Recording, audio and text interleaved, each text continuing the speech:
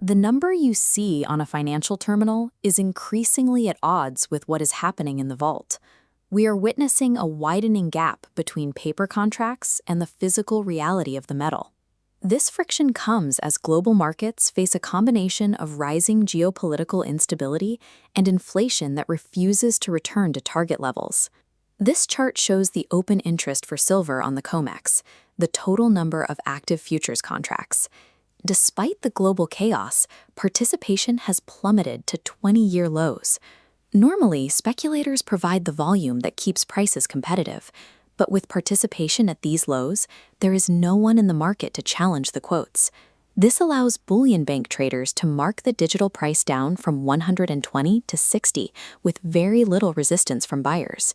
As a result, the paper price dictated by these exchange-traded contracts has become completely divorced from the underlying value of physical bullion.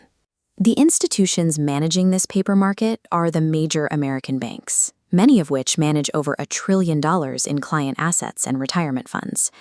There is a significant contradiction in their current position.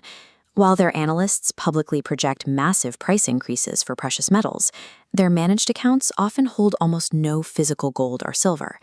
This creates a structural liability. These institutions are short on the metal, meaning they have sold claims for assets they do not currently own. If they are forced to cover those positions, they will have to find physical metal that isn't currently in their vaults. This shortage is aggravated by the Far East. In Asian markets, retail buyers are using these manufactured price dips as an opportunity to accumulate physical metal rather than exiting their positions. This sets the stage for a squeeze. Trillion-dollar institutions are issuing paper claims for an asset they don't possess, while physical supply is being steadily absorbed by a global market that values the metal over the contract. Most investors measure value in US dollars. However, when the currency itself is being debased, the dollar becomes a distorted yardstick that makes commodities appear more stable than they actually are.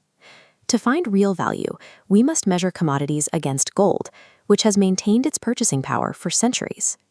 This chart shows commodities priced in gold. Historically, these essential assets are currently trading at only 25% of their traditional value. This massive undervaluation isn't limited to silver. It extends to the entire energy sector, including the oil and petrochemicals that drive global industry. For these commodities simply to return to their historical mean, prices would need to rise by 300%. In the short term, bullion bank traders have an incentive to keep these prices suppressed. As we approach the end of the first quarter, they often push prices lower to shake out smaller retail holders.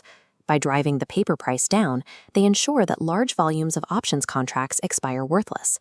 This protects the banks from having to pay out on those contracts.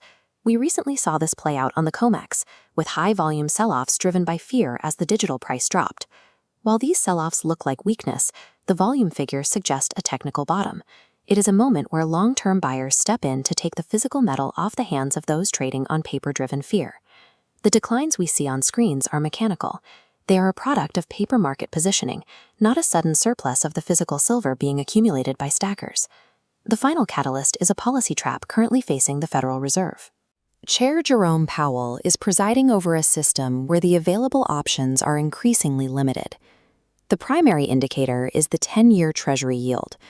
As this yield crosses the 5% mark, the cost of servicing debt becomes high enough to threaten the stability of the entire economy.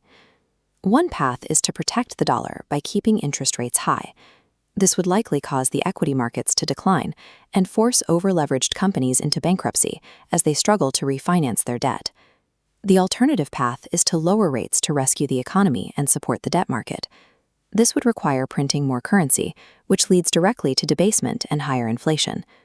Political history suggests that central banks will choose to save the banking system and businesses. This means they will likely sacrifice the purchasing power of the dollar to keep the system functioning. When you combine this inevitable currency weakness with the current mispricing in the silver market, the pressure for a revaluation becomes intense. Physical assets are already 300% below their historical value. Any further debasement of the dollar only adds to that gap, increasing the potential for a rapid correction in the price of silver. Given the disconnect between the paper price and the physical supply, do you think silver is the most undervalued asset available today? Share your thoughts with us in the comments. Understanding these macro shifts is the only way to stay ahead. Subscribe for more in-depth analysis on how to position yourself before the market corrects.